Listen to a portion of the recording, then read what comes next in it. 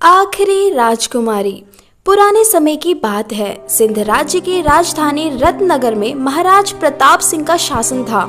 यह राज्य बहुत ही शांतिपूर्ण और समृद्ध था। महाराज की एकमात्र संतान थी राजकुमारी वासंती। वासंती न केवल रूपवती थी बल्कि बुद्धिमान, निडर और साहसी भी थी। उसके सौंदर्य की चर्चा चारों ओर फैली हुई थी।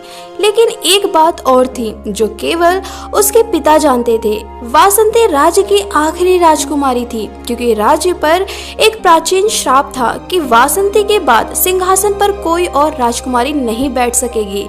श्राप की चिंता ने महाराज को भारी चिंता में डाल दिया था। वह वासंती की शादी कर राज्य की बागडोर उसके पति को सौंपना चाहते थे ताकि राज्य का भविष्य सुरक्षित रह सके। लेकिन वासंती को ये मंजूर नहीं था। उसे अपने राज्य से प्यार था और वह चाहती थी कि उसके शादी के फैसले में उसका भी अधिकार हो। एक दिन राजकुमारी जंगल की सैर पर निकली। वहां उसे एक रहस्यमय आदमी मिला जो धूल में लिपटा हुआ था।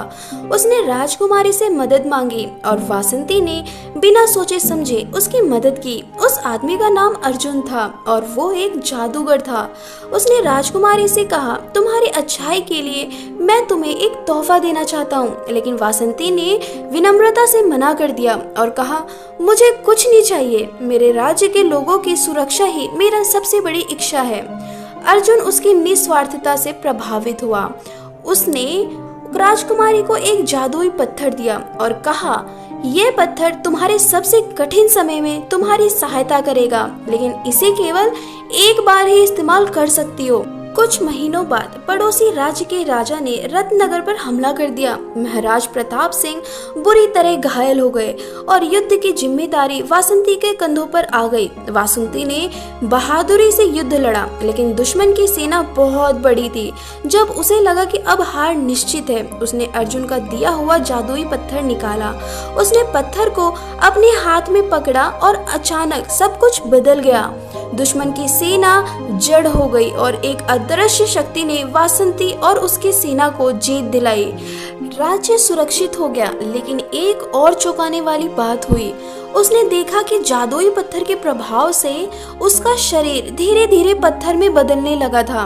अर्जुन ने उसे चेतावनी दी थी कि जादू का एक मूल्य होता है, लेकिन वासंती ने राज्य की रक्षा के लिए इस कीमत को खुशी खुशी स्वीकार कर लिया। उस रात वासंती पूरी तरह से पत्थर की मूर्ति में बदल गई और हमेशा के लिए राज्य की रक्षा करने वाली देवी बन गई।